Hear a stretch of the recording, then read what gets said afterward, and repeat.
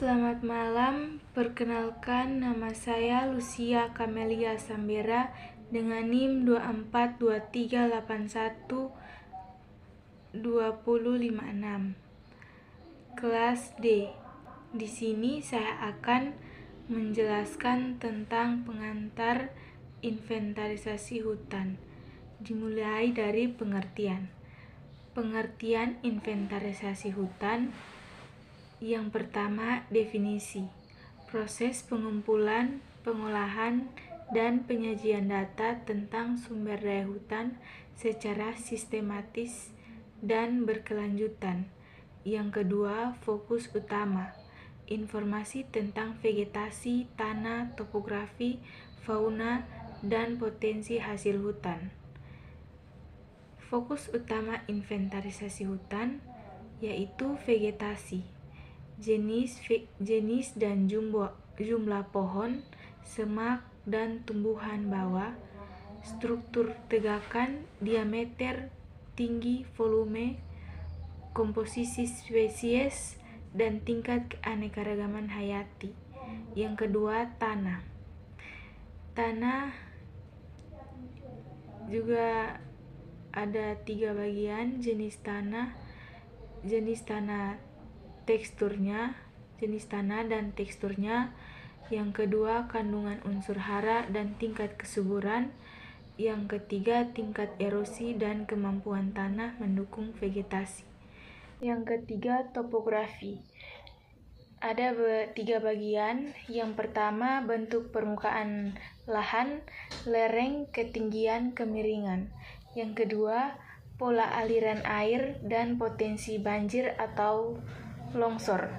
Yang ketiga, pengaruh topografi terhadap distribusi vegetasi dan fauna. Yang keempat, fauna.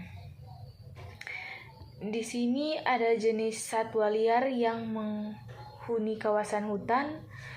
Yang kedua, status konservasi, endemik, dilindungi, terancam punah.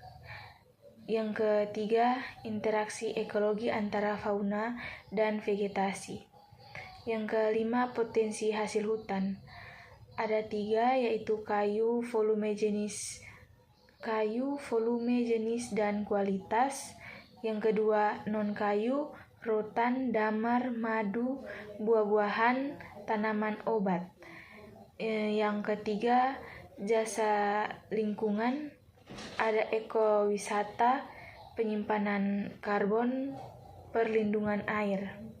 Yang berikut, tujuan inventarisasi hutan: menyediakan data dasar untuk perencanaan dan pengolahan hutan, menilai potensi dan kondisi sumber daya hutan, mendukung kebijakan konservasi dan pemanfaatan berkelanjutan, menjadi dasar dalam mengambil keputusan tata ruang dan rehabilitas. Tujuan inventarisasi hutan.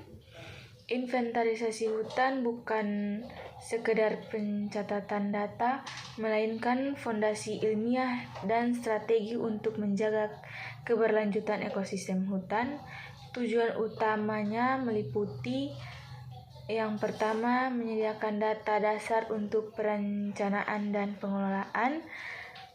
Itu memberikan informasi kuantitatif dan kualitatif tentang kondisi hutan. Yang kedua, menjadi acuan dalam penyusunan rencana pengelolaan jangka pendek dan jangka panjang. Yang ketiga, mendukung pengambilan keputusan berbasis data dalam kegiatan konservasi, pemanfaatan, dan perlindungan. Yang kedua, menilai potensi dan kondisi sumber daya hutan, mengidentifikasi jenis vegetasi, volume kayu, dan hasil hutan non-kayu. Yang kedua, menilai kesehatan ekosistem, tingkat degradasi, dan potensi pemulihan. Yang berikut, menyediakan gambaran menyeluruh tentang kekayaan hayati dan jasa lingkungan. Yang ketiga, mendukung kebijakan konservasi dan pemanfaatan berkelanjutan.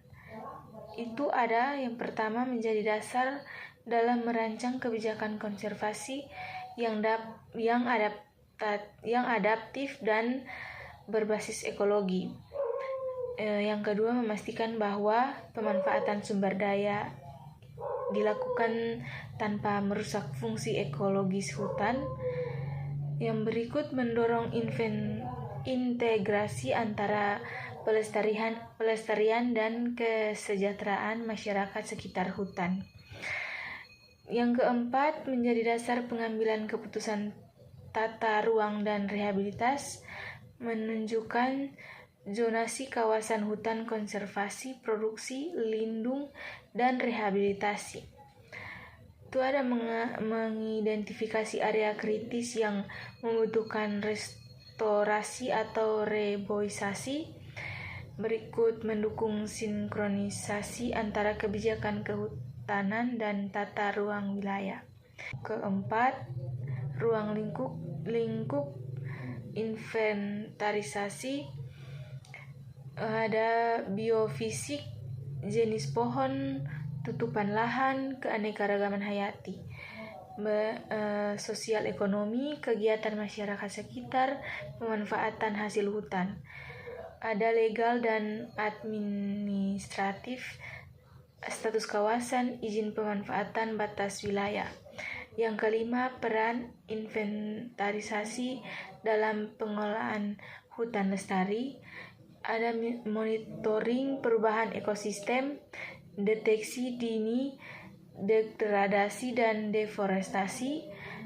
Ada juga perencanaan berbasis data, menentukan zonasi, konservasi, produksi, dan rehabilitasi. Transparansi dan akuntabilitasi, menyediakan data terbuka untuk publik dan pemangku kepentingan.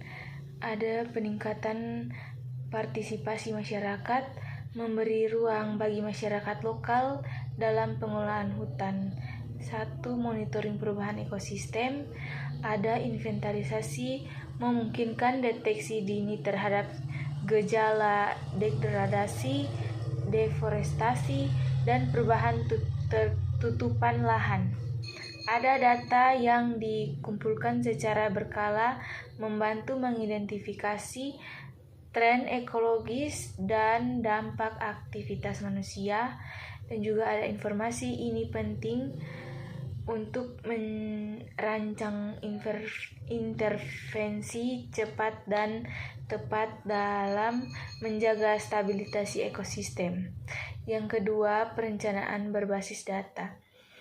Ada hasil inventarisasi menjadi dasar dalam penentuan zonasi, kawasan konservasi, produksi, lingkungan, dan rehabilitasi. Ada memastikan bahwa setiap zona dikelola sesuai dengan potensi dan fungsi ekologisnya. Ada juga mendukung pengambilan keputusan yang rasional dan berkelanjutan dalam tata kelola hutan. Yang ketiga, transparansi dan akuntabilitas. Ada data inventarisasi yang terbuka dan dapat diakses publik, meningkatkan kepercayaan terhadap pengelolaan hutan. Ada memungkinkan pemantauan independen oleh masyarakat sipil, akademis, dan lembaga pengawas. Ada mendorong akuntabilitas pemerintah dan pelaku usaha menjaga kelestarian hutan. Yang keempat, meningkatkan partisipasi masyarakat.